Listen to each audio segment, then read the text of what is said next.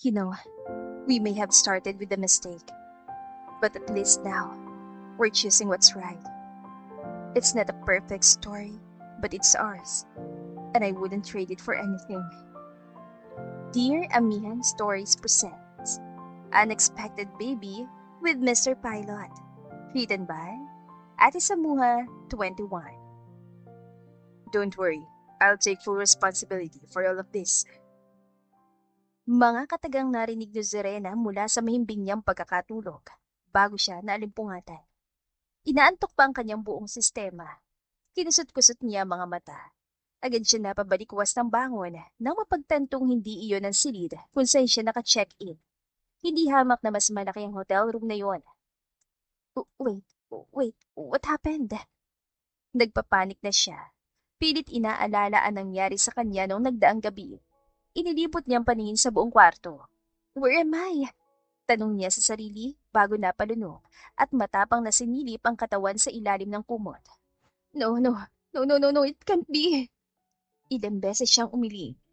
Ayaw niyang paniwalaan ng katotohanan na nawala na ang pinakaingat-ingatan niya at ramdam niya nga ang kirot sa pagitan ng kanyang mga hita. Napaluha siya nang biglang rumehistrong muli sa isipan niya ang mga katagang nagpagising sa kanya kanina. Don't worry, I'll take full responsibility for all of this. Napapikit siya. Pilit na iwinawak siya mga katagang iyon sa kanyang isipan. Akala niya ay wala na ang lalaki sa tabi niya. Ngunit nagkamali siya. Natigilan siya nang gumalaw ito. Pinunasan muna niya ang mga luha. Gumalaw ulit ang lalaki patalikod sa kanya. Napatakip siya sa bibig. Muling pinilit na alalahanin ang mga nangyayari sa kanilang dalawa na lalaking kasama niya sa kama. Oh my God! What did you do, Zorena? Ang malinaw lang na naaalala ng isip ay nasa US siya. Umalis siya sa clubhouse at nagpatid sa taxi papunta sa hotel kung saan siya namamalagi. Hindi kaya mali ang napasukan kong kwarto. Pero imposible naman. Nakaramdam na siya ng takot. Hindi niya kasi ito kilala. Hindi niya makita mukha nito dahil nakasubsob ito sa unan. Hindi niya matansya kung matanda na ba ito o ano. Paano kung pamilyado na ito? Tanging ang tattoo lang nito sa ibaba ng batok ang napagmasdan niya ng mabuti. Isang ibon yun. Albatross with compass. Sad niya nang maalala niya kung anong klaseng ibon ang nasa tattoo ng lalaki. Alam niya kung ano ang katangian ng isang albatross. Like they are remarkable travelers and capable of sleeping while flying. Kulalawakan niya lang ang pag-iisip. Katulad ng kung anong habi ng lalaki at ibabase niya ito sa tattoo. Marahil ay traveler ito. Traveler pala ha. Sabay taas niya ng kilay habang tinititigan ang likod nito. Napansin niya maliit na initial sa bandang kanang balikat ito. VG. Sa isang gabi lang ay naging pariwara siyang babae. Nagkaroon kasi sila ng selebrasyon. Kasama ang mga kaibigan niyang may talento rin sa sining. Sa pagkapanalo niya ng Best Contemporary Art of the Year, iyon ang naging kapalit ng kasiyahan niya.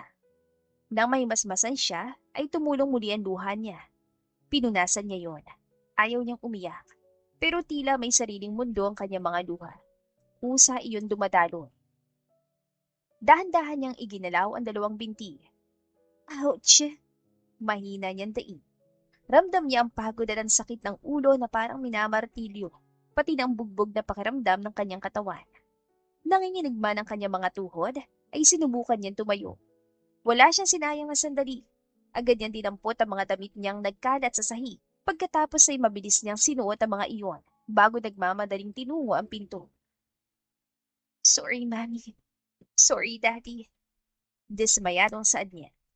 Ang iniingat-ingatan niyang dangal ay nawala dahil lang sa alak. Hindi niya lubos maisip ang nangyari, ngunit wala na siyang magagawa pa. Hindi na niya maibabalik ang purit dangal niya.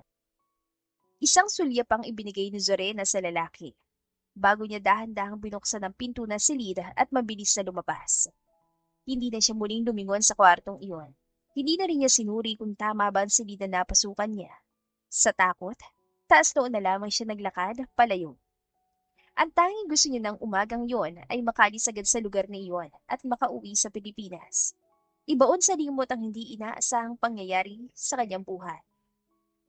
5 taon na ang lumipas, Disappointed man siya noon sa sarili niya, ay bukal sa loob niyang tinanggap ang munting prinsipe na ibiniyaya sa kanya. Circle! Napakurap-kurap siya nang marinig ang boses ng kanyang anak na si Vicenzo. Pabilis niya itong nilingon na kasalukuyang nag-drawing sa tabi niya. Nasa studio silang mag-ina habang tinuturuan niya itong mag-paint para mas mahasa pa sa mundo ng sine. Isa rin kasi ang pagpipinta sa bonding nila ng anak dahil pareho silang mahilig sa sine. Siya si Zorena D. Abellera, 33 years old at isa siyang pintor na minsang kinilala bilang isa sa mga pinakatalentadong artist ng kanyang henerasyon. Bago pa man niya ipinanganak ang anak na si Vicenzo Zorena Abellera, na 4 na taong gulang na ngayon, ay laman na siya ng mga art exhibit, magazine at gallery. Marami na rin siya natanggap na awards. Isa siyang babaeng hinahangaan dahil sa lalim ng emosyon at buhay na pinapahiwatig ng bawat kulay sa kanyang mga obra. Ngunit mula nang maging ina siya, nagbago ang direksyon ng kanyang mundo. Ang dating tahimik na studio na puno ng amoy ng pintura at turpentine ay napalitan ng tawa ng bata, mga laruan at mga bagong inspirasyon. Bunso siya sa 3 magkakapatid. Ang kambal niyang mga kuya na sina Simon at Lorenzo ay may kanya-kanya ng pamilya. Ang mga ito rin ang kasalukuyan nagpapatakbo ng Abellera Architectural Firm, isa sa mga matatag na negosyo ng kanilang kilalang angkan, kasama ng mga paaralan na minamanage ngayon ng kapatid ng daddy niya. Bagamat lumaki si Zorena sa karangyaan at kasaganaan, mas pinili niyang tahakin ang landas sa sini, kung saan natutunan niya ang tunay na kayamanan ay hindi nasusukat sa pangalan o pera, kundi sa mga kulay ng bawat karanasang kanyang ipinipinta. Mommy, look! Masayang tawag sa kanya ng anak at itinuro sa kanya ang easel art. Tumayo si Vicenzo at naglakad papunta sa easel. Gumuhit ito sa white blank rectangular canvas ng isang bilog gamit ang charcoal material na nagkalat lang sa sahig. Look at mommy! I'll show you how to draw a circle. Muli itong gumuhit ng bilog sa canvas kaya sumilay ang ngiti sa mga labi niya. Madalas sa magulong studio ni Zorena kapag silang mag-inang naroroon. Lahat kasi ng mga materyales niya ay nailalabas para mas ma-explore ng anak niya ang imahinasyon nito at makalikha ng mga obrang gusto nito. Alam ko na rin po kung paano mag-draw ng triangle, cone, ellipse, rhombus, cube, star. Masiglang sabi nito habang gumuguhit pa ng mga geometric shape. Aba, ang galing ah! Masayang papuri niya sa anak nang huminto ito at tumingin sa kanya. Pinalakpakan pa niya ito. Nang makalapit sa kinaroroonan niya, ay hinalikan niya ito sa magkabilang pisngi. I love you, mami ko! Malambing na sabi nito. Ipinilupot ang maliliit na braso sa leeg niya. I love you too, lovey-dove ko. You're my greatest gift from above. Muli niya itong hinalikan sa noo. Mahal na mahal niya ang kanyang anak. Itong bumago sa buhay niya. Nadapa siya, oo. Pero natuto siya sa pagkakamali at naging isang huwarang ina. Alam niyang ipagmamalaki rin siya ng anak niya balang araw. Kung babalikan man niya nakaraan, ang anak niya ang tanging hindi niya pinagsisisihan dumating sa kanyang buhay. Kahit pakiramdam niya itinalikuran siya ng taong pinakapaborito niya sa buong buhay niya, ang daddy niya. Binigyan siya ng isang obligasyong hindi niya lubos na napagandaan. Nagbunga isang gabing pakikipaglaro niya ng apoy kasamang isang estranghero. Hindi naman niya iyon inilihin dahil handa siyang harapin ang kapalaran. Ngunit nung malaman ng mga magulang niya na buntis siya, nagalit ang daddy niya, nagtampo ang mami niya, at inakala niyang ikinakahiya na siya ng mga kuya niya. Pero pakiramdam lang pala niya yon. Sina Kuya Simon at Lorenzo ang unang sumuporta sa kanya. Bilang isang magulang, tanggap ni Zorena ang disappointment at galit ang Daddy Lawrence niya. Pinalaki silang perpekto ang buhay, ngunit ang isusukli niya sa ama ay isang kahinyan, ang magpabuntis sa isang estranghero. Are you crying, mami ko? Inosenteng tanong ni Vicenzo. Mabilis niyang pinunasan ng luha. Hindi niya maiwasang umiyak kapag naiisip ang nakaraan. No baby, napuwing lang si mami. Pagsisinungaling niya. Don't cry na mami. Vicenzo Zorian is always here for you. Paglalambing ng kanyang bubwit, matunog siya nitong hinalikan sa pisngi. Thank you baby. Thank you. Daddy Lo is here po. Mami Lo is also here too. Sabi pa nito na ikinangiti niya. Kahit disappointed sa kanya noon ang parents niya, ay tinanggap pa rin siya ng mga ito. Pinatawad siya lalo na nang ipinanganak niya si Vicenzo. Totoo, ang mga magulang niya ang kaagapay niya sa pagpapalaki sa anak. Minsan nga, pakiramdam niya ay mas naging bunso pa sa kanilang anak niya kaysa sa kanya. Mommy, are you with me po? Usisa nito. Ah, yes naman, labi-dabi ko. Why? Malambing niyang tanong. Hinalik-halikan niya ang malusog nitong pisngi. Hindi ka po kasi nag-okay sa sinabi ko. Don't worry, mami ko. Daddy Lo and Mami Lo love you so much po. And also Dada Simon and Dada Lorenzo too. Pagbibida nito. Oo naman, mahal talaga ako nila Mami at Daddy at ang mga kuya ko. Kasi akong bunso. Sang-ayon ni Zorena sa anak. Mahal din po ko ni Daddy Lo at Mami Lo, Mami. Tapos mahal din po ko nila Ate Roba, Sahadi at Ate Agatha, Rowan po. Hindi nagpatanong sabi nito at isa-isang binanggit ang mga pinsan habang nagbibilang ito ng mga daliri. Marami pa sila, Mami. Opo, mahal ka naming lahat, anak. Kaya tama na ang daldal Vicenzo Zoren Abellera. Magsimula na tayo mag-drawing para makarami tayo. Go! Masaya niyan sabi. Go! Excited sabi nito at agad kinuha ang drawing book nito. Nasa ganoong senaryo sila mag-ina nang mapatingin siya sa maamo nitong mukha. Ang hugis sa mukha, tangos ng ilong, at ang abong kulay ng mga mata nito. Alam niya nakuha ng anak niya sa ama nito. Kasi naman, wala nakuha si Vicenzo kahit isang katangian niya. Mami, alam kong gwapo po ako, kaya huwag mo na po akong titigan. Saway ng anak niya. Nawawala siya sa huwisyo kapag iniisip ang nakaraan niya. Na ngayon lumalaki na ang anak at nagkakaisip na. Marunong na itong magtanong kung nasaan daw ang daddy nito. Opo, alam kong pogi ang anak ko. Sang-ayon niya at mahinang kinurot ang pisngi nito. Aw! Maarteng protesta nito, dahilan para matawa siya. Minsan nakikita niya sa anak ang ugali ng Daddy Lawrence niya. Yung tipong maarte at gusto laging organize sa mga gamit. Mom, are you joining the art fair show here in the Philippines next month? Seryosong tanong nito, habang nag-drawing ito ng dalawang oblong na magkadikit sa itas ng bilog na kasindaki ng 10 peso coin. In fairness sa anak niya, hindi bulol sa edad ito. Hindi ko pa alam na. Agad niyang sagot. Nakatuon ang tingin niya sa iginuguhit ito. Nahuhulaan na niya ang kalalabasan ng drawing. Isang simpleng rabbit na nakangiti.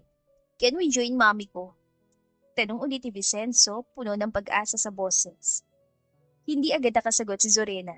Parang walang pumapasok sa isip niya kung ano ang gagawin, lalo na't abstract ang tema ng fair. Mahirap gumawa ng isang obrang walang laman kapag wala rin sa puso. Dapat pinag-iisipan at dapat pulido. Gusto mo ba, anak? Parang wala pa kasing naiisip si mommy na magandang sining para sa tema ng art fair eh. Tapat niya sagot. Pero alam niya, kapag sinabi ng anak niyang gusto nitong sumali, sasali rin siya. Hindi naman halata na spoiled sa kanyang bubwit niya. Ano po yung tema, mommy? Inosenteng tanong ng bata. Abstract daw eh. Tugon niya. Like, black and white po ba, mommy? Usisa pa nito. Nawari nag-iisip dito ng subject nila. Gustong-gusto talaga ng anak niya sining. Halata sa mga mata nito na nakikita na agad ang imahe, kahit sa simpleng salita pa lang. Yes, lovey-dove ko, o kaya naman ay maraming kulay. Sagot niya sabay tango. Ano kayang magandang i-draw, mami? Sa bawat tanong ng anak, napapaisip din siya. Parang binubuksan nito ang isip niya na matagal nang sarado para sa bagong inspirasyon. Tinanggal ni Vicenzo ang canvas sa easel at pinalitan iyon ng bago. Saka dinampot ang willow charcoal. Napataas siya ng kilay. Gumuhit ang anak ng bilog, saka inabot sa kanya ang hawak nito. Napapailing na lang siya. Nahulaan na naman niya ang gustong mangyari ng anak. Siya ang magpapatulot. Tapos si Vicenzo na naman ang magyayabang na itong gumawa. I'll draw circle again, mommy. Ikaw po, anong gusto mong i-draw kasama sa circle? Tanong nito. Let me think, anak.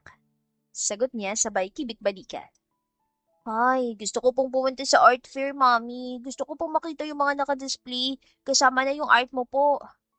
Okay, son. I'll try. Sagot niya, bagamat hindi pa sigurado. Ayaw niya mangako kung hindi pa siya handa.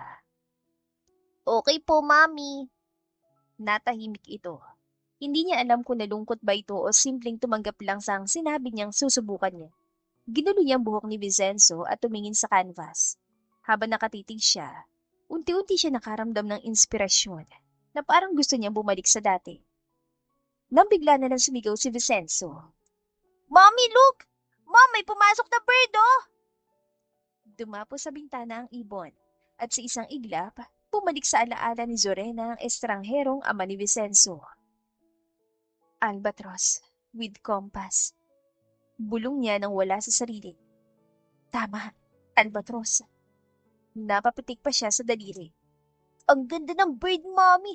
Ang daming kulay! Sabi ni Vincenzo sabay turo. Hinaplos ni Zorena ang pisngi ng anak. Alam ko na anak, iguhit kayo natin ng likod ng daddy mo. Sukat doon ay nanlaki ang mga mata nito. Mababasa roon ang excitement. Talaga po, mami ko! Tumango siya bilang tugon. Alam ni Vincenzo na hindi niya kilala ang daddy nito, ngunit may mga naikuwento siya, kagaya na lang ng tattoo ng ama nito. Sa murang edad, naunawaan na ng kanyang anak na may mga tanong sa buhay nilang walang kasagutan, pero kailanman ay hindi siya naglihim dito.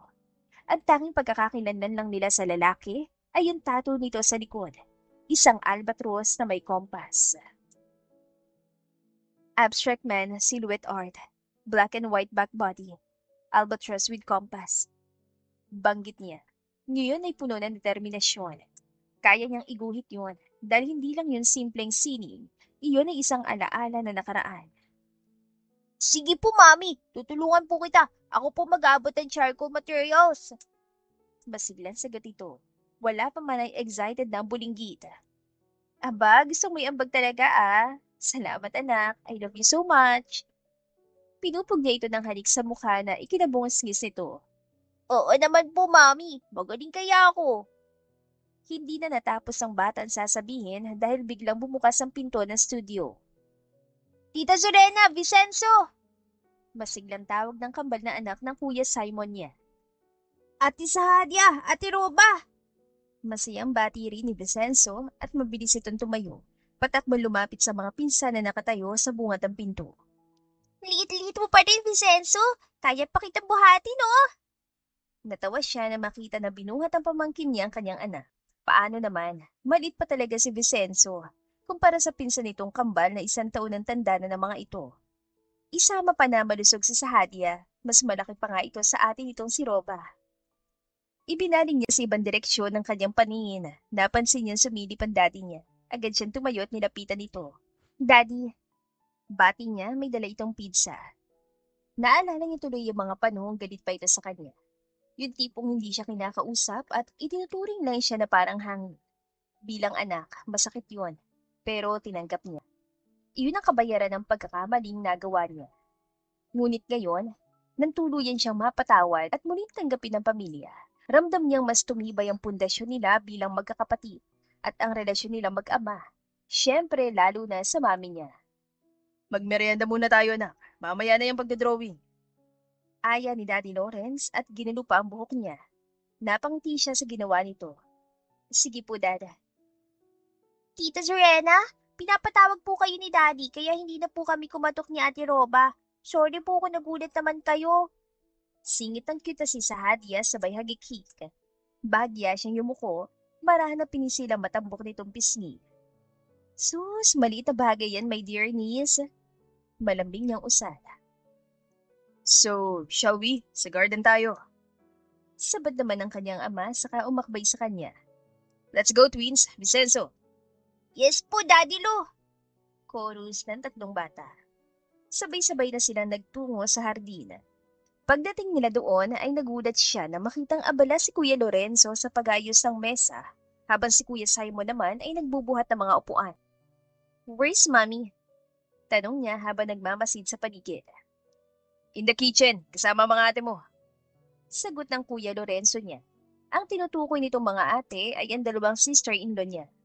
Lumapit siya sa pamangkin niyang 1-year-old, si Timothy na nakaupo sa baby chair nito. Abay Boy Scout ang kuya niya, nakahanda palagi.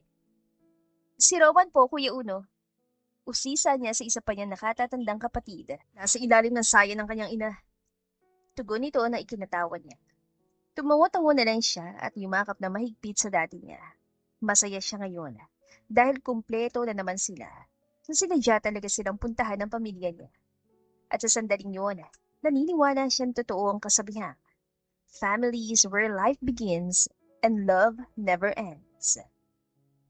Samantala, dala ang bagahe, naglalakad si Von papunta sa lobby ng airport. Nasa Pilipinas siya ngayon. Matapos ang walang tigil na pangungulit ng kapatid niyang si Venice, napilitan siya mag-leave ng 1 buwan mula sa trabaho. Ay nako. Bulong niya habang hinihimas-himas ang bato. Ramdam niya ang bigat ng kanyang katawan. Pero sino ba naman siya para tanggihan ang unika iha ng kanilang pamilya? Tumunog ang cellphone niya, kinuha niya yun sa bulsa at sinugot ang tawag. Hello? Kuya, where are you? Tanong na nasa kabilang linya. Huminga siya ng malalim. Ay, lobby. Okay, wait for me, I'll be there. Masayang sagot nito bago pinatay ang tawag. Si Von Garmaniego ay isang international pilot. Isa siya sa may 4 na stripes sa kanyang uniforme. Sa madaling salita, PIC o Pilot in Command na siya. Sa edad na 36, may isa na siyang kapitan. May narating na sa buhay, matagumpay at respetado. Panganay siya sa 4 na magkakapatid na sina Vihan, Viraj at Venice. Mula sila sa mayamang angkan ng Garmaniego mula sa Roma. Sila ay half Filipino and half Italian. Pag-aari ng pamilya nila ang isang private air transport company sa hilagang bahagi ng Italy. Kuya! Matinis sa sigaw ni Venice habang papalapit, kumakaway pa ito. Venice, lower your voice. Sita niya, nahihiya siya sa pagiging hyper nito. Lumingon siya sa paligid. Pinagtitinginan na nga sila. Ay nako, Venice. Hay nako ka rin, kuya. Sagot ito sabay nguso. Kumusta biyahe mo? Yumakap agad ito sa baywang niya. Ay, nakakapagod. Maikli niyang sagot. Totoo naman, galing siya sa Dubai, diretsong lipad papuntang Pilipinas, halos walang pahinga. So, kung ganun, umuwi na tayo para makapagpahinga ka na. Sabi nito at hinatak na siya palabas ng airport. Nakalisan na ba mga gusto mong puntahan, bunso? Tanong niya habang naglalakad na sila. Yes, bukas sa art fair show tayo, tapos sa Tagaytay, next sa resort ni Ate Victoria. At next week sa Nueva Ecija. Miss ko ng 3 chikiting ni Kuya Nathaniel. Basiglan sagot ito. Si Victoria Salamanca, pinsan nila sa side ng mami nila. Ngayon ay matagumpay na may-ari ng resort sa Tagaytay. Matapos mag-masters sa Massachusetts. Okay, bunso. How about Nala? Usisa niya. Naalalang isa pa nilang pinsan na minsan dumaan sa matinding pagsubok. Kapatid ito ni Nathaniel Sanvintores. Swerte nga nun, kuya. Triplets ang anak at settled na rin. Hindi tayo nakadalo sa wedding nila. Malungkot na sabi nito. Good to hear that, bunso. Pero ayaw mo na at least may regalo ka naman. Pagkarating nila sa parking space, ay agad silang sumakay sa kotse nito. Inayos niya agad ang seatbelt bago sinandal ang ulat kumikita. Pinatakbo na ng kapatid niya sa sakyan pauwi sa bahay nila. Kinabukasan, sabay silang pumunta ni Venice sa venue kung saan gaganapin ang Art Fair Show Philippines. Ready ka na, kuya? Mahinang tanong nito nang bumaba sila mula sa sasakyan. Yeah, wala naman akong gagawin dito kundi tumingin ng painting. Kung may magustuhan ako, bibilin ko. Marahan na sagot niya. 4 silang magkakapatid, pero silang dalawa lang ni Venice ang mahilig sa art. Kaya siya talagang kinulit ito para samahan ito sa mga art exhibit tuwing may pagkakataon. Mag-judge ka ba? Seryosong tanong niya na mapansin ang card na inilabas ito mula sa bag. Exactly, brother. Confident na sagot ito.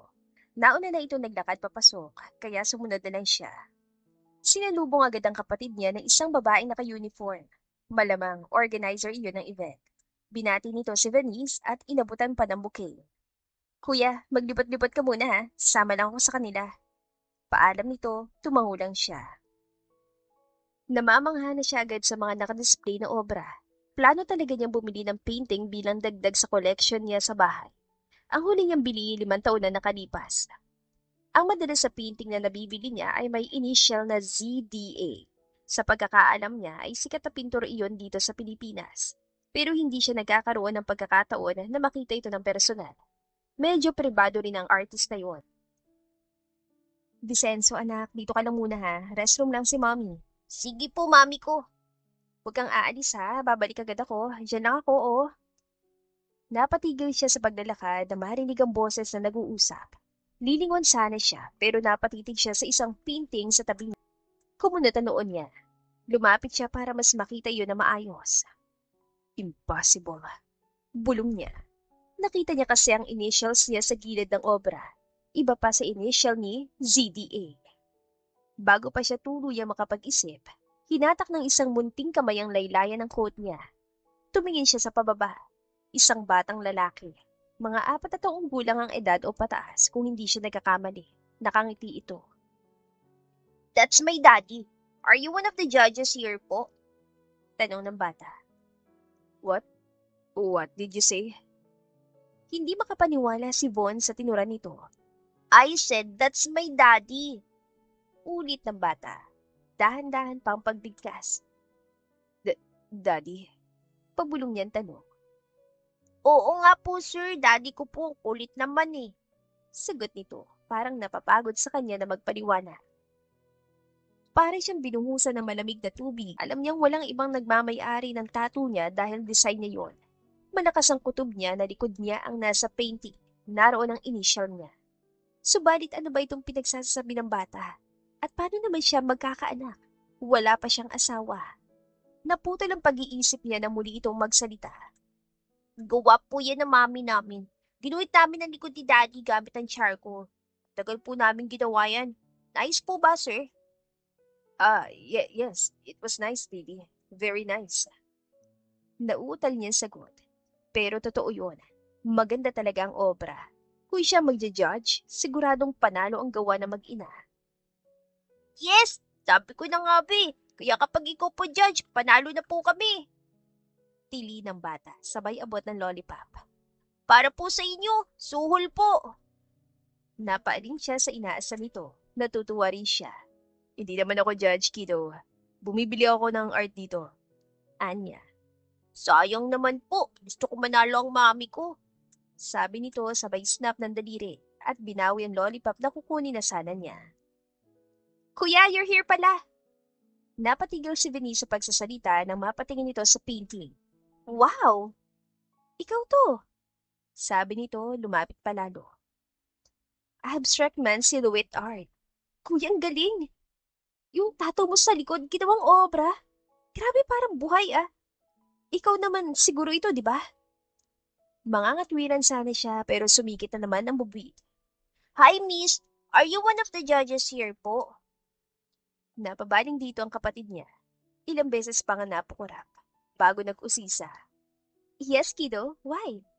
That's my daddy po. Nice po ba? Nakangiti nitong tanong. Mabilis sa tumingin sa kanyang kapatid. Parang nagtatanong. Sinenyasan lang nito na sagutin ng bata. Yes, kiddo. Super ganda. Ani Venice. Sasagot pa sana ito na may matinis sa boses ang sumingit. Vicenzo Dore, nasan ka anak? Mami ko! Sigaw ng bulinggit. Tumakbo ito palapit sa babaeng paparating. At doon, napakontingin ni Von. Nanlamig ang buong katawan niya. Nakilala niya ang pamilyar na mukha nito. Ang babaeng matagal na niyang hinahanap. 5 taon na nakalipas, na may pumasok na babaeng lasing sa kwartong madalas niyang tinutuluyan sa tuwing nasa US siya. Alam niya nagkamali ito ng silid, ngunit nanlapitan niya upang itama ang pagkakamali. Bigla na lang siya nitong sinunggaban ng halik. At dahil lasing din siya nung gabing yon, hindi na niya napigilan ang sarili. Gayunpaman, nangako siya sa babae na pananagutan niya ito anumang mangyari. Subalit na magising siya kinabukasan ay wala na ito. Parang bula lang na naglaho. Tingnan mo nga naman talaga. Siya na ba yan, kuya? Napukaw ang atensyon niya na marinig ang boses ni Venice, sabay tapik sa braso niya. What? Seryoso niyang tanong. Nakatutok pa rin ang atensyon niya sa mag-ina. Kung kayo talagang itinadhana, kahit anong iwas mo, gagawa't gagawa ng paraan ng tadhana. At ang langit naman na maglalatag ng daan. Usal ni Venice. Napatingin siya rito, ngunit hindi siya nakaimik. See? Don't blame the hotel, kuya. Hindi naman nila sinadyang hindi gumana ng CCTV footage nung gabing yun. Kahit pa ipahanap mo kay Kuya Viraj sa kasulok-sulukan ng Amerika, wala ka talagang mahahanap. Kasi nasa Pilipinas lang pala siya. At ngayon, Heto siya, nasa harap mo na. Totoo ang lahat ng sinabi nito. Matagal yan sinisisi ang hotel dahil walang anumang video o record ng gabing yun. Ilan taon na niyang ipinahanap sa mga kaibigan niya sa US ang babae, pero wala kahit isang bakas na nahanap ang mga ito. At ngayon, matapos na 5 taon ng paghahanap, ang babaeng matagal niyang gustong panagutan, narito na. Mommy, nakilala ko po yung isa sa mga judge! Basiglang sabi ng batang lalaki. Marahil nasa mid-20s pa lang ang mami nito o hindi siya sigurado. Ang bata rin kasi ng mukha. Nakasuot ito ng simple ngunit napaka-sopistikadang ivory dress. Mahaba ang buhok nito nakalugay sa balikat. Vicenzo, mahina ngunit maring tawag ng babae. Habang bahagyang yumuyuko upang kausapin ng bata. I told you not to talk to strangers, anak. Pero nakangiti pa rin ang anak nito. Pero mabait naman po sila, Mami. Sabi niya maganda raw pong painting natin. Tumikhim ang babae. Mahina ngunit puno ng pag-alala.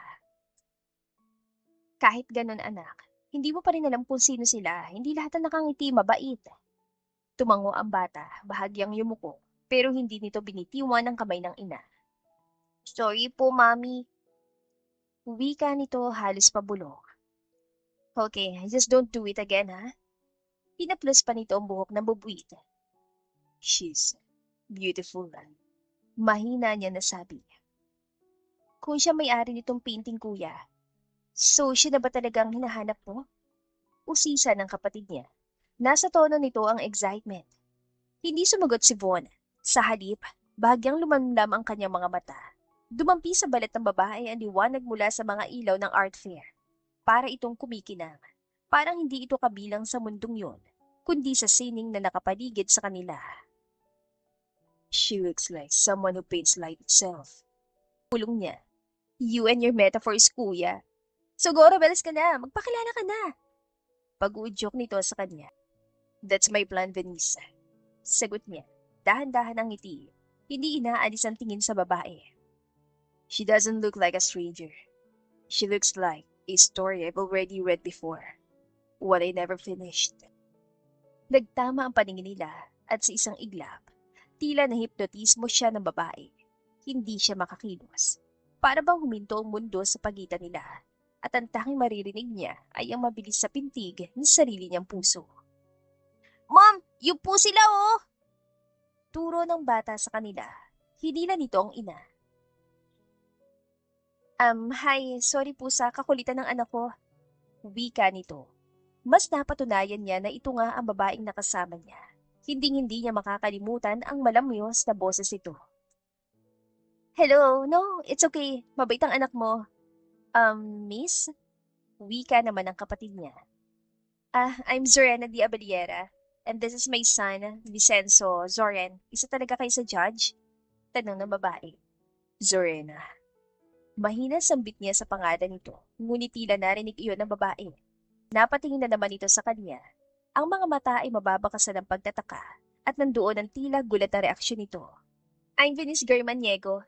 Kuya ko pala. Si Kuya Von. Is this your artwork? I see your initials. It's lovely.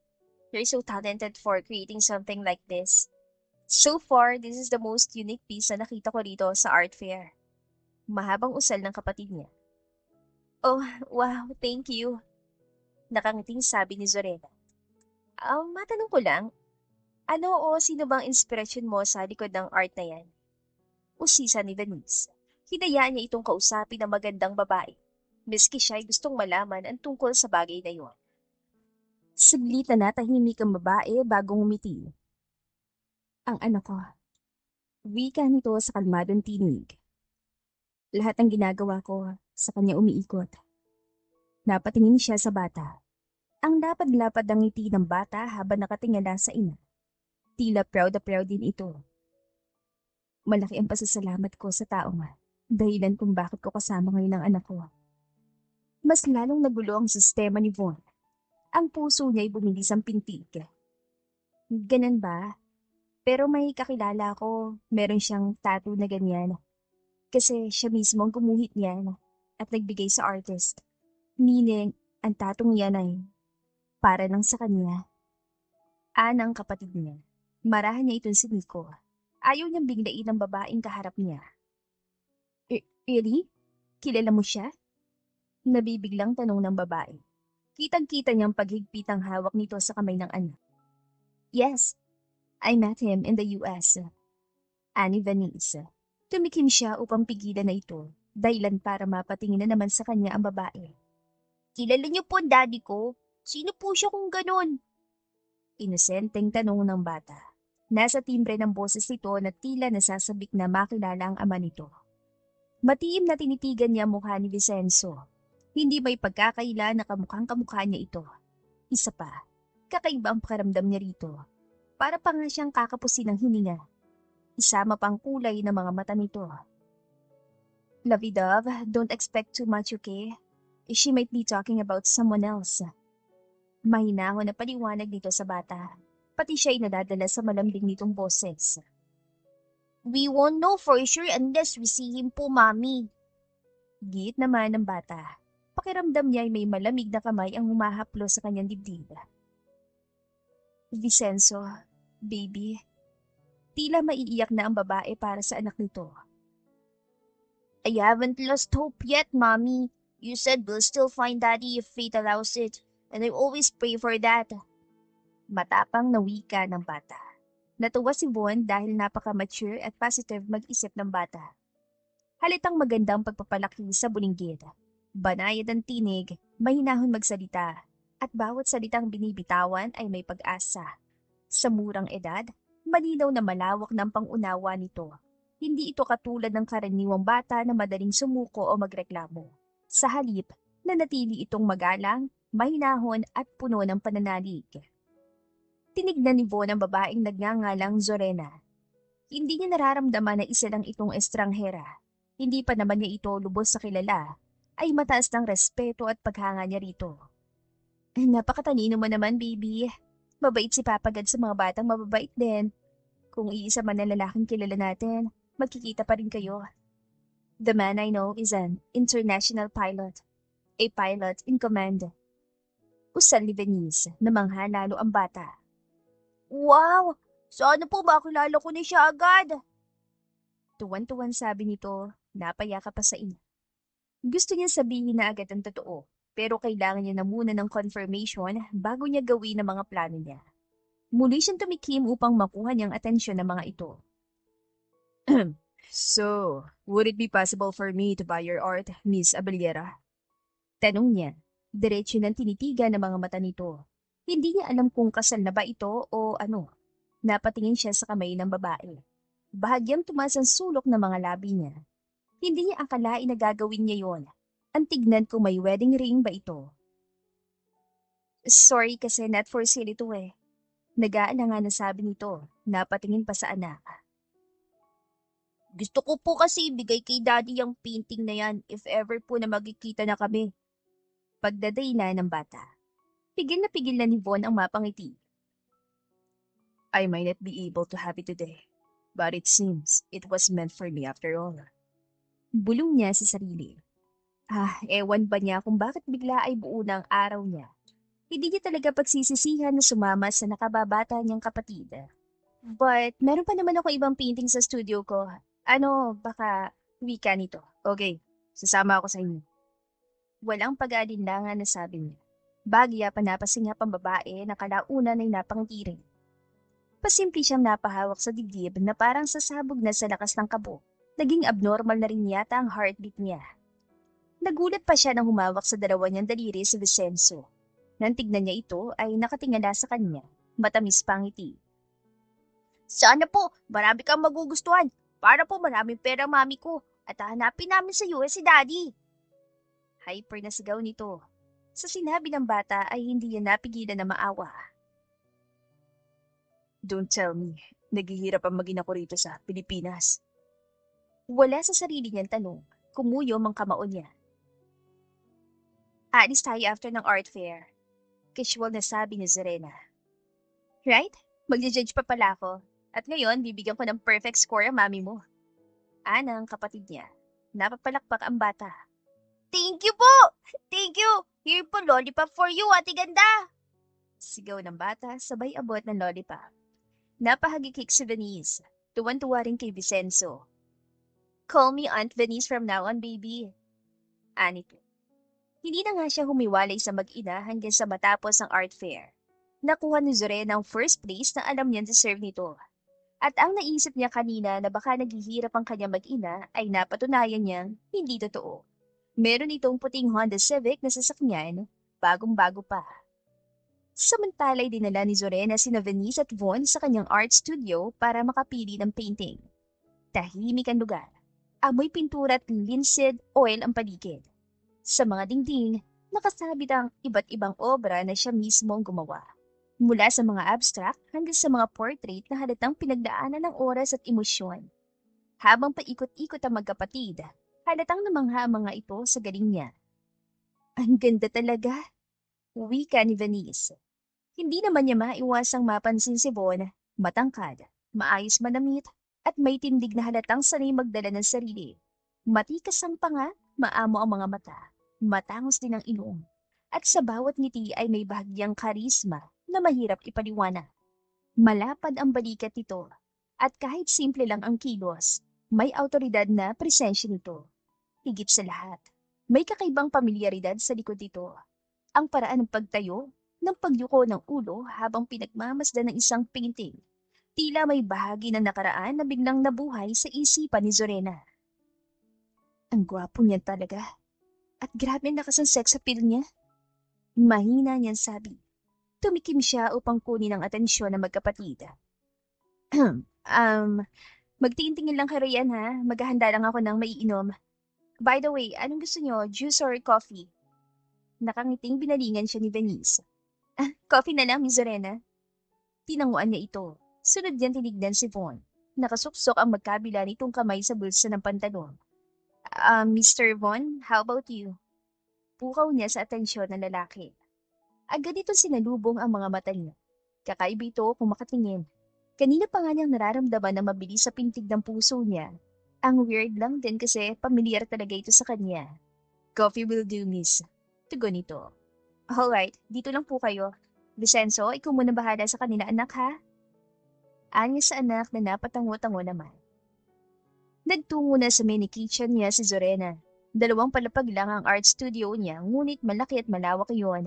Sa second floor ang art room niya, may kwarto rin sila roon. Kumuha siya ng 3 tasa at inabot niya rin ng reusable straw cup para sa baby boy niya. Siyempre, ipagtitimpla niya rin ito ng gatas. Nasaan na kayong coffee container? Nagtatakang tanong niya. Binuksan niya ang cupboard. Isa lang ang container ng instant coffee kaso wala roon ang kanyang hinahanap. Hanggang sa mapatingin pa siya sa mataas sa cabinet. Hala, sino kuya nilagay pa sa taas? Naiiling na inabot niya yon. Sa kasamang palad, hindi niya kayang abutin. Sa tangkad ng 2 niyang kuya ay parang wala lang sa mga itong ganong kataas sa cabinet. Partida, nakahilsa siya na 3 inches ang taas. Ay, mga kuya naman eh. Susubukan pa sana niyang abutin iyon na maramdaman na lang niyang may matigas at mainit na bagay ang dumikit sa likod niya. Nanlaki pa ang mga mata niya sa nakitang may maugat na kamay na umabot sa coffee container. Muntik pa siyang masubsob sa harap kung wala nang matipunong braso ang pumulupot sa baywang niya. Bumilis na naman ang pintig ng puso niya, lalo na nang malanghap niya ang expensive men's cologne na gamit ito. Here, barito ng sambit ito. Napahigpit ang hawak niya sa suot niyang bestida. Paano naman kasi ay naramdaman niyang mainit na hininga nitong tumatama sa kanyang pisngi at sa gilid ng kanyang leeg. Thank you. Nagpapanik niyan saan. Nagmamadali pa siyang humakbang kaya muntik na naman siyang mawala ng balanse. Mabuti na lang at maaga pang lalaki. Be careful. Marahan na sabi nito. Thanks. Dahan-dahan na siyang kumawala mula sa mga bisig nito. Oh my God, Zorena. Focus ka lang dapat sa ginagawa mo. Maringan niya sa isip habang pinipigilan ng inis. Hindi umalis sa kusina niya lalaki. Ramdam niya 2 pares sa mga mata nito. May kailangan ka ba? Yes. Pwede ba akong makainom ng tubig? Sabi nito, tumango siya, tinuro ang ref. Meron ako mineral water dyan. Kuha ka na lang. Anya. Hindi ito umimik. Basta na lang lumapit sa ref niya upang kumuha na maiinom. Pagkatapos niya magtimpla ng kape at gatas, ay bumaling ulit siya kay Von. Nahuli niya nakatitig ito sa kanya at hindi man lang nagabalang umiwas ang tingin. May dumi ba ako sa mukha? Tanong niya. Inabot niya ang pisngi para sana punasan kung meron man dumi doon. Nothing. I just can't take my eyes off you. Because you're so beautiful. Wika nito pagkatapos ay iniwan siya nakatulala. Ramdam pa niya ang pag-iinit ng kanyang pisngi. Nang matauhan ay sinampal-sampal niya ang pisngi. Mara siyang bumuga ng hangin sa bibig. Ay, saan ko nga ulit nakita ang lalaking yun? Pamilyar kasi talaga siya sa akin. Ang boses niya, paraan ng paghawak niya kanina, at, at ang likod niya. Muling dumapo ang palad niya sa pisngi. Isinantabi na lang niya ang bagay na yon. Bitbit ang tray na may lamang kape at gatas ay binalikan na niya mga bisita niya na ngayon ay nakaupo na pala sa couch. Nasa tapat na mga ito ang anak niya. Halos mga tug ang mga tuhod niya.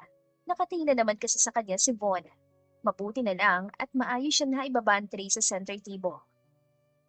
Here's the coffee, guys. Malamyos ang boses sa sambit niya. Thank you. And by the way, congratulations, Miss Sorena. Masayang bati ni Venice. Thank you, pero Sorena na lang ang itawag mo sa akin. Ani, umupo na siya sa tabi ng anak niya. Kinuha niyang gatas at iniabot kay Vicenzo. Here's your milk, lovely Dobby. Thanks po, Mommy. Malambing na wika nito. Mara na hinila-hila pababa ang dress niya. Yumuko siya rito upang mahalikan siya dito sa pisngi. Nang pagtuunan niya ng pansin ng dalawa niyang bisita, ay nanonood pa lamang ito sa kanila. Meron na ba kayo napili? Usisan niya. Tinignan niya ang art niya nakadisplay. Dalawang akin, Serena. Sagot sa kanya ni Benny sabay turo sa mga paintings na nagustuhan nito. Nahahawa siya sa matamis itong ngiti na talagang ikinaganda nito lalo. Autumn forest with falling leaves and butterflies hovering over flowers. Halatang mahilig ka sa nature, Venice. If you don't mind, natawagin kita sa pangalan mo. Wika niya. Yes, I won't mind. Para namang maging komportable na tayo sa isa't isa. Sabi nito. Lumipat naman ang tingin niya kay Von. May napili na talaga si Kuya. Gusto niya talaga yung albatross with compass. Sinilip niya ang reaksyon ng kanyang anak. Marami itong sumisip-sip sa straw, gumagalaw-galaw ang maliliit itong mga binti. Ayos lang sana sa akin kasi pwede naman akong gumawa ng bago. Pero may sentimental value na agad sa anak ko eh. Kaming dalawa talaga nagpinta niyan. Pinuhos namin ang emosyon para lang mabuo yan. Kaya gusto niyang ibigay sa daddy niya. Paliwanag, hinahaplusan niya ang buhok ni Vicenzo. I understand. Tumatangos ang bit nito. Inabot ito ang isang basong tubig na dinala niya at aksidenteng naibuhos ito ang laman sa kapatid nito. Oh my God, kuya, sorry. Tinanggal kanina ng lalaki ang suot itong coat, kaya tanging itim na long sleeves na lang ang suot. Ano ba yan, Venice? Naiiling natural na lalaki. Inabot ni Zorena ang kanyang puting panyo. Heto, gamitin mo, Mr. Von. Zorena, may extra shirt ka ba? Ang lamig kasi ng tubig eh. Madali pa naman magasipon ng kuya ko. Kung meron sana, pahiram na lang. Pakiusap ni Venice. Agad siya napatayo. What, Venice? God, I'm fine. Usal na lalaki na hindi pinansin ng kapatid. Wait, titignan ko lang ha. Paalam niya. Nagmamadali na siya nagtungo sa second floor. Diretso siya sa kwarto niya. Wala siyang oversize na t-shirt dahil hindi naman siya nagsusuot ng ganoon. Pero may mga naiwan na t-shirt ang mga kuya niya. Sa tingin naman niya ay magkakasya iyon kay Von. Una niyang nahanap ay ang shirt ng Kuya Dos niya. Police shirt iyon. Wala naman dito si Kuya Dos, okay na to. Mabilis niyang tinampot iyon saka siya nagmamadaling lumabas. Pagkababa niya ay natulala na lang ulit siya na makita ang lalaki. Wala na itong suot pang itaas. At ang mas nakakagulat ay ang tattoo nito sa likod. Napatingin siya sa easel kung saan nakalagay ang nanalo niyang painting. Kahit ang anak niya ay nakatulala na lang habang nakatingin kay Von. Sa sunod na ginawa ng bata ay nanginginig na siya sa kaba. Daddy! Daddy, ikaw po yan, di ba? May tattoo ka po, katulad po yun sa painting namin, oh. May initial din po na VG. Umiiyak na sigaw ni Vicenzo. Hindi na niya ito napigilan pa, lalo na nung binuhat na ito ng lalaki. Hush na, don't cry, I'm here. Pag-aalo ng lalaki sa anak niya. Ni hindi nito tinanggi na hindi ito ang ama ng anak niya. Naaalala naman niya sinabi kanina ni Venice na may kakilala ito na meron ding tattoo sa likod. Sinabi rin ito ang trabaho ng lalaking iyon na tugma sa kahulugan ng tattoo. Higit sa lahat ay ang pangalan nito, Von Garmaniego. Ang naalala niyang initials nito ay VG. Dahan-dahan siya naglakad. Nakataligod sa kanya si Von, kaya mas natitigan niya na maayos sa likod nito. Wala sa sariling pinaraanan iyon ang hintuturo niya. Naramdaman pa niyang nanigas ang katawan nito. G, sambit niya. Ganoon-ganoon nga nakita niya sa likod na lalaking nakasama niya ng gabi niya. Mommy, si Daddy na nga po siya. Umiiyak pa rin sigaw ng anak niya. Pinakalma niya ang puso niyang mabilis na mabilis ang pintig. So, it's you? Mahina niyang tanong kay Von. Dahan-dahan itong lumingon sa kanya. Ikaw ang babae nagkamali ng pasok sa hotel suite ko, right? Bago ka umalis, nakita mong tattoo ko. Casual na sabi nito. Hindi niya alam kung bakit parang kumikislap ang mga mata nito. Ako nga yun, sagot niya. Why did you leave just like that? Didn't I promise I'd take responsibility for what happened to us? Malalim ang boses na tanong nito. You can't blame me. Natakot lang ako doon. Pag-amin niya na ikinabuntong hininga nito. I'm sorry kung masyado na ako late dahil ang hirap mo hanapin. Usal nito. Pinupunasan ng mga luha ng anak niya na hindi pa rin tumitigil sa pag-iyak. Talagang tinanggap nito na ito nga ang daddy ni Vicenzo. Parang natutunaw ang puso niya. Masuyo nitong hinahalikan ng noo at pisngi ng bata. Hey guys, baka naman pwede kayong umupo na muna. Singit ni Venice sa kanila. Napatikim siya. Iniabot niya kay Von ang t-shirt. Kanino to? Malamig nitong tanong, muntik pa siyang mapatras sa dilim na mukha nito. Sa kuya ko, madinis naman yan kaya pwede mong hiramin. Paliwanag niya rito. Bigla ay lumamlam ang mga mata nito. Kinuha nito ang t-shirt. Nang ililipat sana sa kanya si Vicenzo ay mabilis siya nitong tinalikuran. Humigpit ang yakap sa leeg ng ama. Napanguso si Zorena. Iyon ang kauna-unahang pagkakataon na tinanggihan siya ng anak. Nang makita ni Von ang reaksyon niya, ay narinig niya mahina nitong halakhak. Akala niya ay nagkakamali lang siya sa narinig, ngunit nakita na mismo niya na tumatawa ito. Doon ka muna sa mami mo, son. Magbibihis lang ako. Malambing na sabi nito. Okay po, Daddy.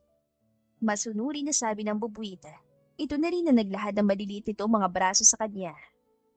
Napapailing na kinuha niya si Vicenzo. Pasimple niyang kinurot ang pisngi ng anak. Ikaw talaga, first mo pala na-meet ang daddy mo pero ang clingy mo na baby ha? Anya rito. Sorry po mami, baka po mawala si daddy. Pangangatwiran nito, narinig naman iyon ng ama. I won't, I'll stay with you this time my son. Sabad ni Bon na mabilis na naisot ang t-shirt ng kuya niya. Tama nga siya na magkakasya iyon sa lalaki. Muli na itong umupo sa pwesto kanina. Pagkuway, kinuha nito sa kanya si Vicenzo at pinaupo sa kandungan nito. Well, mukhang road to forever na to, kuya. Singit naman ni Venice. Hindi naman siya tanga para hindi maintindihan ang ibig nitong sabihin. Mukhang sinadya rin ito nangyari. Behave, Venice. What's your name again, kiddo? Usisa ni Bon kay Vicenzo. Vicenzo Zorian Abeliera po, Daddy. Sagot ng bata. Namumulaman ang dulo ng ilong ng anak niya at ang mga mata nito ay bakas pa rin ang kasiyahan nito. I like your name, Vicenzo Zorian Abeliera. Huwi ka nito. Thank you po. Si Daddy Loco po nagbigay sa akin ng pangalan na yun. And Zorian, nakuha po yun sa name ng Mami Zorena ko. Pagbibida ng anak niya. Ang mami mo ba nagbigay sa'yo ng pangalang Zorian? Muli nitong usisa, inaayos ito ang nagulong buhok ni Vicenzo. Nope, Daddy. Ang Daddy Loco rin po. Bunso po kasi ang mami ko. Kaya love na love po siya ng mami at Daddy Loco. Nagiging madaldal na ulit ang bubwit niya. Oh, I see. Tumatangon sabi nito. Napapaiwas siya ng tingin sa tuwing susulyap ito sa kanya. Wait, parang pamilyar sa akin ang pangalan ng pamilya niyo, Zorena. Uwi ka ni Venice. Kaano-ano mo si Francis Abeliera? Napaayos siya ng upo na marinig ang pangalan ng nakatatanda niyang pinsan. Halos kaedad niya lang ito, subalit mas matanda ito ng ilang buwan. Si Kuya Francis? He's my cousin. Kilala mo siya? Namamangha niyang tanong, ito naman ang nagulat. Asawa siya ng pinsan naming si Nala. Sagot ito, nanlalaki ang mga mata sa gulat. Si Ate Nala ay pinsan mo? Pinsan namin siya sa side ni Mommy. Sila ni Ate Victoria. Wika nito. Wow! What a coincidence! Pero hindi kita nakita sa wedding day nila. Anya, lumungkot ang ekspresyon ng maamo nitong mukha.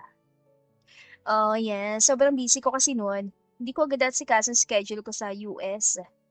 Anito at napabuntong hininga. Natutuwa si Zorena, may connection din pala magkapatid sa asawa ng pinsan niya. Imbis na mag-usap silang dalawa ni Von, nauwi lang iyon sa pakikipagkuwentuhan niya kay Venice. Busy na rin kasi ang lalaki sa anak nila. Nagpresinta ito na hihatid sila para daw malaman ito kung saan sila nakatira. Medyo nag-aalangan siya pero alam niyang umuwi na sa Batangas sa mga magulang niya. Meron lang silang bahay sa Manila, guhit sa Batangas talaga sila nakatira. Doon siya lumaki at nagkaisip. Maya-maya ay pinarada ni Von ang sasakyan ng kapatid niya sa harapan ng isang mansyon. Napag-alaman niyang galing pala si Zorena sa mayamang pamilya. Nauna siyang bumaba upang pagbuksan ng pinto ang kanya mag-ina. Medyo nasasanay na siya na banggitin iyon sa isip niya at aminado siyang masarap iyon sa pakiramdam. Thank you. Pasok na muna kayo sa bahay. Kaya lang wala ang parents ko. Hindi ko kayo may papakilala sa kanila. Ani Zorena. Tatanggi na sana siya. Sa kasamang palad ay bumaba ang kapatid niya. Saka inakay ang kanyang anak. Mr. Von, tara. Anyaya ng babae. Just Von, call me that, Zorena. Usan niya. Pinauna na niya itong pumasok sa loob, pagkuway sumunod siya. Sinong kasama mo, Zorena? Bungad sa kanila na lalaki nakatayo sa gitna ng hagdan, nakakrus ang mga braso nito. Napansin niyang natigilan din si Zorena. Nang tignan niya ulit ang lalaki ay seryoso na ito. Sa hindi niya malaman na dahilan ay bigla siyang kinabahan. Halos mangilabot siya sa malamig nitong boses. Wait, parang pamilyar ang damit na yan. Tumalikod ka nga. Utos nito, nang dahan-dahan nitong lumapit sa pwesto nila ay napalunok na siya. Sinunod naman niya ito. Hindi na niya ipinahalata na kinakabahan siya. Sinasabi ko na nga ba, sa akin yan eh. Sino yan, bunso? Bakit kasama mo yan? Sunod-sunod itong tanong. Hinila pa nito si Zorena at tinala sa likuran nito. Teka lang Kuya Dos, huminahon ka muna please, magpapaliwanag ako. Nagpapanik na sabi ng dalaga. Pilit itong yumakap sa baywang ng kapatid nito. Hinanap niya ang kapatid niya at si Vicenzo. Bigla na lang naglaho ang mga ito ay kapapasok lang naman kanina. Kamukha ni Vicenzo. Baka ikaw yung lalaki yun. Teka, dyan ka lang huwag kang alis dyan. Biglang sabi nito, basta na lang silang iniwan sa sala. Kuya Dos, saan ka naman pupunta? Sigaw ng dalaga. Nang akbang hahabol ito sa kapatid, ay mabilis itong hinawakan sa siko. Hey, it's okay. Hayaan mo na. Anya, namumutla na ito sa takot. Pasensya ka na. Ganun lang talaga yon pero mabait ang kuya ko. Depensa nito sa sariling kapatid. It's okay. Nabitin sa ere sasabihin niya na may sumingit na naman. Who are you? Nilingon niya na lalaking nagsalita. Napaatras siya sa gulat. Paano galing sa labas ang kuya ni Zorena, umakyat ito kanina sa hagdan? Zorena, gabi na pero may bisita ka pa rin. Napakurap-kurap siya ng pagtanto niyang ibang tao na pala ang kaharap niya. Mas mukha itong kalmado kaysa sa lalaki kanina. Kuya Uno! Sigaw ni Zorena. Ito naman ang humila sa lalaki upang ilayo sa kanya. Matalim ng tingin ito sa kanya. Uno, Endos. So, kambal ang mga kuya niya. Bulong niya sa sarili. Napabaling naman sila sa pinanggalingan ng sunod-sunod na yabag ng sapatos. Napasingap ang dalaga nang bumaba ang tinatawag nitong Kuya Dos. Halos takasan na naman siya ng kaluluwa. May dala itong baril. Totoong pulis nga ito. Kuya Dos! Sigaw ni Zorena. Pasok sa kwarto mo, Zorena. Matagal kong hinintay ang pagkakataon na ito. Malamig na sabi ng lalaki. Bayolenteng napalunok na siya. Kuya naman, ano ba kasi ginagawa niya rito? Kuya Uno, ano ba? Pigilan mo nga si Kuya Dos! Sigaw nito. Pilit itong hinihila palayo ang kapatid, subalit nabuhat lang ito patalikod. Go to your room now, Serena! Mariin ang utos pa ng isa nitong nakatatandang kapatid. Ibinaba na rin nito ang dalang attache case. Kuya Uno, pati ba naman ikaw? Bulalas ito. Umiiyak na ito sa takot. Pwede naman nating pag-usapan to na maayos Bakit dinadaan niyo sa dahas? Tinatakot yung tao eh. Dapat lang na matakot si Serena. May atraso yan sa'yo, di ba? Wika naman ng kapatid nitong pulis. Wala siyang atraso mga kuya. Isa pa. Boyfriend ko na siya. Oo, tama. Boyfriend ko ng ama ng anak ko. Kaya hindi niyo siya pwedeng saktan. Sa sinabi ni Serena, ang nararamdaman niyang takot at kaba ay naglaho na lang bigla. Parang may mainit na kamay na humaplo sa kanyang dibdib. What? Chorus na magkapatid. Masama ang tingin ng dalawa sa kanya. Dada Simon! Dada Lorenzo! You're here pa po pala! Singit ang anak niyang si Vicenzo. Mabilis na itinago ni Dos ang hawak na baril na kanina lang ay nakatutok sa kanya. Binuhat ito ng nagangalang Uno. Ginulo pa nito ang buhok ng kanyang anak. Lumapit sa kanya nakababata niyang kapatid. Nakatingin ito sa dalawang lalaki. Where have you been, Vanessa? Mahina niyang tanong sa kapatid. Sa kitchen nila, kuya. Sinamahan kong anak mo na uhaw daw siya. Ano ba na nangyari? May narinig akong sigawan kanina. Curious na tanong nito. Munti ka nang nawala ng isang kuya. Huwi ka nito. Pinagsasabi mo, kuya? Natatawa pa nitong tanong. Fine, mag-uusap kami. Nang kami lang, lalaki sa lalaki. Pagsuko ni Dos. Doon lang yata nakahinga na maluwag si Zorena. Tumingin ulit ito sa kanya at humingi ng paumanhin. I told you it's okay. I understand your brother, Zorena. Wika niya. Sa kabilang banda, hinayaan ni Zorena na nakausapin ng mga kuya niya si Von. Sumunod siya sa sinabi ng mga ito na pumasok na muna siya sa kwarto. Sinama niya si Venice at ang bubwit niya. Ipinatawag din siya pagkatapos at nakita na lang niyang putok ng labi ng binata. Sa kanang pisngi nito ay meron ding pasa. Anong ginawa nila sa'yo? Nag-aalala niyang tanong. Wala sa sariling inabot niya pa nga nito. Nang may nakita siyang dugo sa gilid ng labi nito ay mabilis niyang pinunasan yun. Hindi na niya pinansin ang hulihin ni Von ang kamay niya. Binalingan niya mga kuya niyang prenteng nakaupo lang sa couch. What, Serena? Wala naman kaming ginawang masama sa boyfriend mo Depensa ng kuya Dos niya. Bumaling siya kay kuya Uno. Come on, Serena. Dalawang suntok lang naman yan. Our little payback for you. Katwiran nito. Napahinga siya ng malalim. Nasaan na kayang phone ko? Tatawagan ko si Ate Soliso kaya naman si Ate Margaret. Nang hakakabang na siya patungo sa hagdan, ay sabay na tumayo mga nakatatanda niyang kapatid. Ano gagawin mo, Serena? Sabay na tanong pa ng mga ito. Sasabihin ko lang kay Ate Solis na tinutukan mo ng baril ang daddy ni Vicenzo, Kuya Dos. Tapos ikaw naman, Kuya Uno, kinonsinti mo pa itong kakambal mo. Ewan ko na lang kung ano gagawin sa'yo ni Ate Margaret. Babala niya. Hindi siya nagbibiro. Sasabihin niya talaga yun sa dalawa niyang hipag. Inunahan na siya ng dalawa, sabay tinawagan ng asawa ng mga ito at sinabing uuwi na. Dumaan lang daw ang mga ito sa bahay nila. May pamilya na mga kuya mo? Mahinahon na tanong ni Von. Napatango siya. May mga anak na rin sila. Sorry talaga, promise, mababait naman talaga yun sila. Nginitian pa niya ito. Hinawakan niya ito sa palapulsuhan at dinala sa kwarto nilang mag-ina. Naabutan nilang nanonood ng cartoon ng anak nila at dinamay pa nito ang tita. Uwi na tayo mamaya, Venice. Paalala nito sa kapatid. Alright, kuya. Tugon nito. Daddy, what happened to your face? Bakit meron ka pong sugat? Usisa ng bata. Napansin na nito ang banga sa mukha ng daddy nito. Sinabi ni Von na nadapa ito at mukhang naniniwala naman ang bubuid. Kumuha ng first aid kit si Zorena upang magamot niya ang sugat ni Von.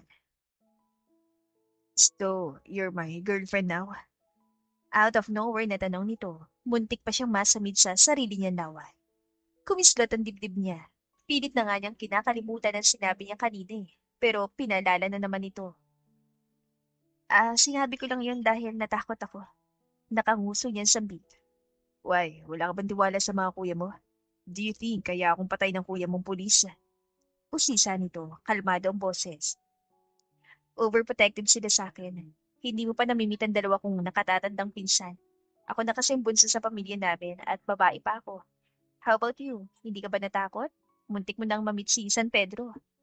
Anya. Hindi niya napigilan na mapangisi. Sa pangalawang pagkakataon, ay narinig na naman niya ang halakak nito. Your brother is a policeman, loyal to his comrades and devoted to serving the nation. He would never do anything that would betray his vow to protect the people. Siguro ito lang. Itinuro nito ang putok na labi. Siya nagpadugo nitong bibig ko. Sobrang lakas niya. Sa kabila naman ng isa mong kapatid. Architect pala siya. Grabe, pumapangalawa siya sa lakas ng kakambal niyang manuntok. Oh, sorry. Nakangiwin sabi niya. Marahan na dinadampian niya ng bulak ang sugat ito. No, don't say that. I think deserve ko naman yun. Hindi ko natupad ang pangako ko noon na pananagutan kita. And I hope hindi mo yun tatanggihan. Bigla ay sumeryoso ang ekspresyon ng mukha nito. Iyon na naman ang mabilis sa pintig ng puso niya. Von, what do you mean? Ginagap nito ang kamay niya. May munting kuryente siyang nararamdaman na kanina pa niyang nararamdaman sa tuwing nagdadampi ang kanilang balat. Gusto pa kitang makilala ng lubos, Serena. Gusto kong malaman ng mga hilig mo bukod sa pagpipinta. Ano pa nagpapasaya sa'yo? Daring kitang ipaglaban. Harapin ko 2 pinsan mong lalaki, ang mga magulang mo, ang buong pamilya ninyo. Handa ko silang harapin para sa'yo, para sa anak natin. Mahaba ni Tansambi, baka sa tono ng boses ang senseridad. Nakatulala lang siya, nakatitig sa gwapong mukha ni Von. Basuyo pa nitong sinapo ang pisngi niya, mas lalong nagwala ang kanyang sistema nang hinitian siya nito. Uwi na. Kung tapos ako riyan. Singit bigla ng Kuya Dos niya. Napakurap siya at natauhan. Nandito pa kayo, kuya? Nauutal niyang tanong. Umiwas na siya kay Von. Of course, hindi kami alis dito ni Dos hanggat hindi namin nakikita na umuwi ang boyfriend mo, Serena. Kahit may anak na kayo, hindi pa rin kayo pwedeng maiwan sa isang kwarto. Kalmadong sabi naman ng isa niyang kuya. Loh, saan naman yan nanggaling, Kuya Uno? At saka mahiya naman kayo, may babae akong bisita. Anya, inginusong kinaroroonan ni Venice. Nakayakap din ang anak niya. Kiming ngumiti lang ang babae. Sorry about that, miss. Paghingi ng paumanhin ng Kuya Dos niya. Hindi nga umalis ang kambal niyang kuya nang hindi nakikita ang mga ito na lumabas ng bahay nila si Von. Sinabi pa na may party pang paghaharap. Kasama na mga magulang niya. Inilingan na lamang niya mga ito. Hindi siya makatulog ng gabing yun. Naririnig niya ang paulit-ulit na katagan sinambit ng binata. Masaya na rin siya para sa anak niya. Nakilala at nakita na nito ang ama. 2 buwan na nakalipas simula nang dumating sa buhay nila si Von. Nakuha agad ito ang loob ng parents niya. Kinilatis din ang mabuti ng mga kapatid at 2 niyang pinsan na lalaki. At positive din ang DNA test result na siya nag-insist. Kasalukuyan siya nasa studio nang dumating si Von. Karga-karga nito ang kanilang anak na natutulog sa balikat nito. Nagbonding kasi kanina mag-ama. Hey, are you busy? Malambing na tanong ng lalaki. Marahan siyang umiling. Hi, hindi naman. Nakatulog na si Vicenzo. Komento niya. Nagtungo siya sa couch. Ibaba mo na lang siya rito, Von.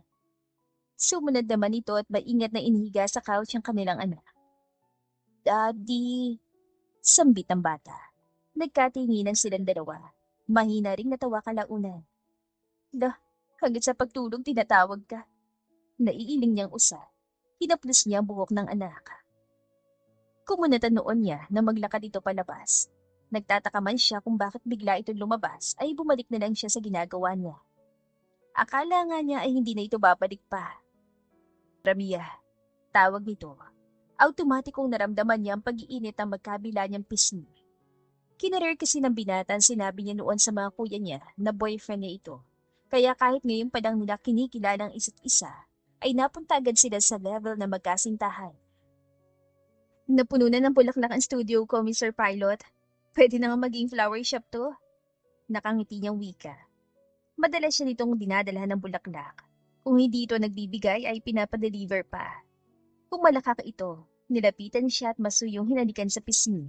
Inangkin din ito ang mga labi niya. Mabait si Von. Nakita niyang mabuti itong tao. May kung anong kapanatagan sa presensya nito. Parang kahit hindi magsalita, alam niyang kaya niya itong pagkatiwalaan. Magaan ang loob niya rito. Sa nakalipas sa 2 buwan ay paunti-unti nilang kinikilala ang isa't isa.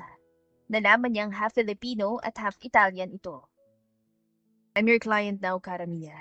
So, I'd like to make a request. Anito, ang ibig sabihin ng Karamiya ay my dear o my beloved. Kaya parang may paru-paro sa kanyang tiyan kapag tinatawag siyang ganun. Alright, ano naman yun? Inalalayan siya nitong makaupo sa pwesto niya kanina. Ito naman ang lumuhod sa harap niya. Pinaglalaruan ng mga daliri niya kahit may hawak pa siyang bulaklak. Alam mong fan mo ko, right, Zorena? Tinanguan niya ito. Isa ito sa mga nakabili ng painting niya at ang ipininta pala nilang mag-ina ay nakuha na nito ng libre dahil regalo naman nila yon. Yes, continue, Von. Udyok niya rito. Hindi pa niya napigilan na haplusin ang panga nito. Mabilis itong hinuli ang kamay niya at hinalikan yun. Ngayon, alam ko na kung bakit mahilig ako sa sining. Because the woman destined for me turned out to be a painter.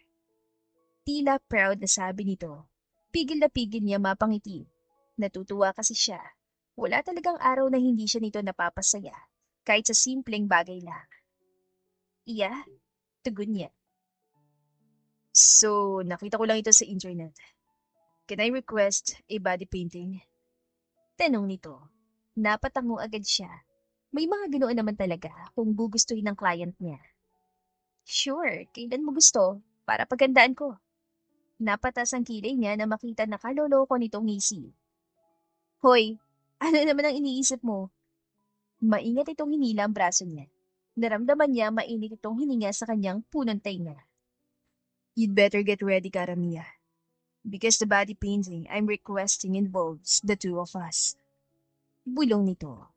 Nag-iwan sa kanya ng palaisipan. Ngunit ang mapagtanto niyan sinabi nito ay nanlaki ang mga mata niya. Hinampas niya ito sa balikat. What the heck, Von Garmaniego? Sigaw niya na tinawanan lang nito.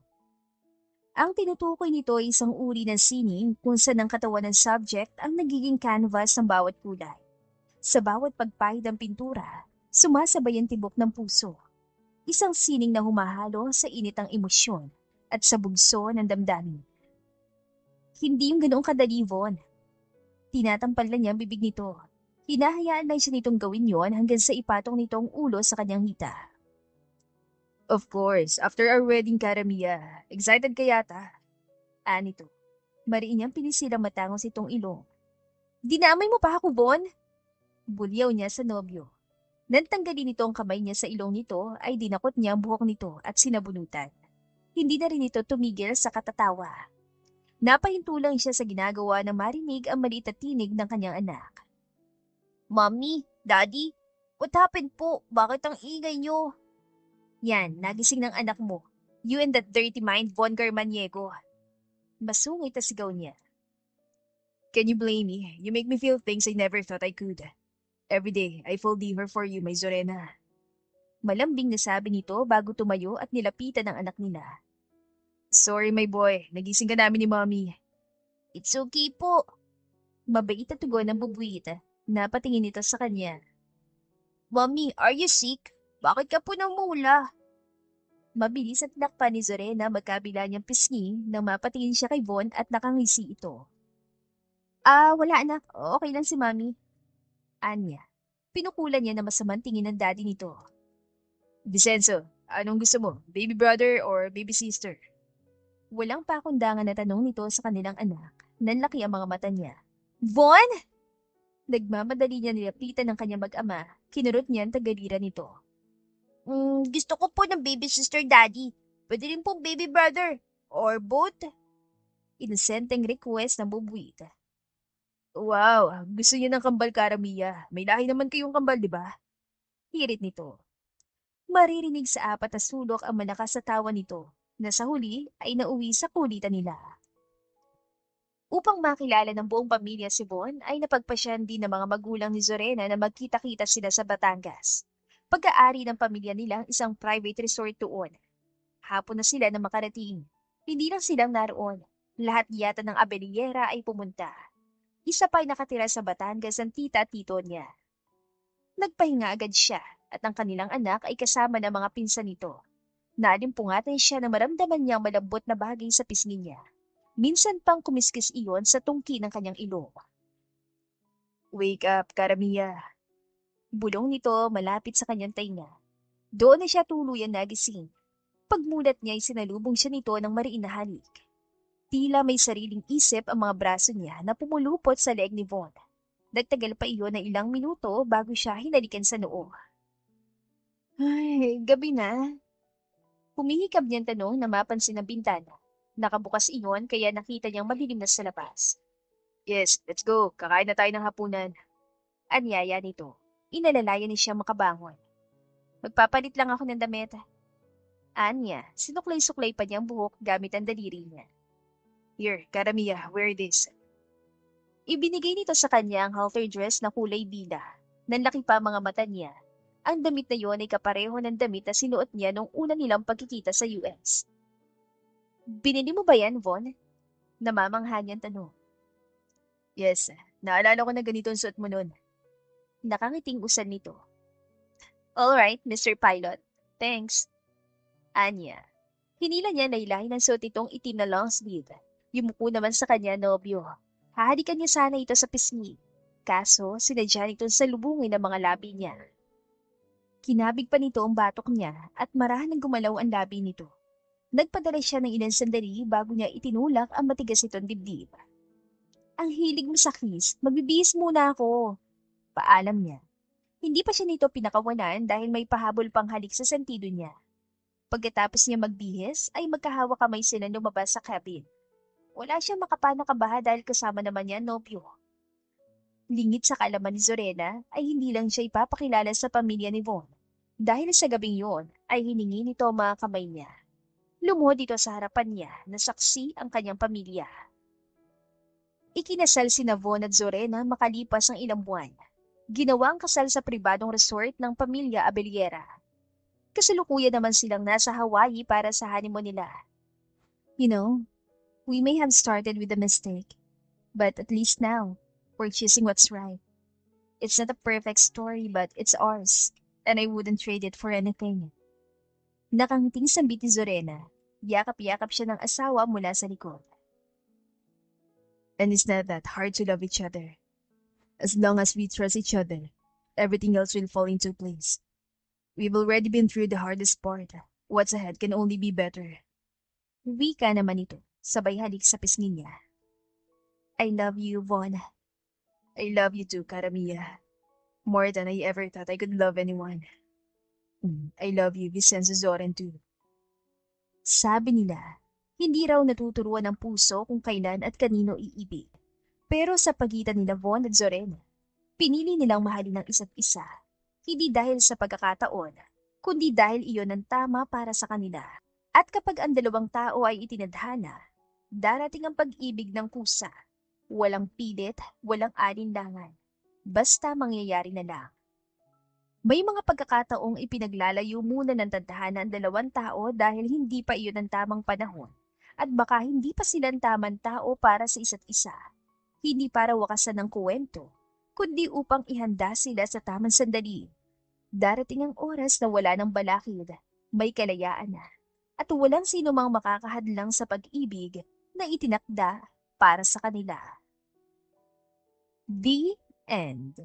Kung nagustuhan ninyo ang aming istorya, ay huwag kalimutan na mag-like at subscribe. Mag-iingat po tayong lahat. To God be the highest glory. Hanggang sa muli. Paalam!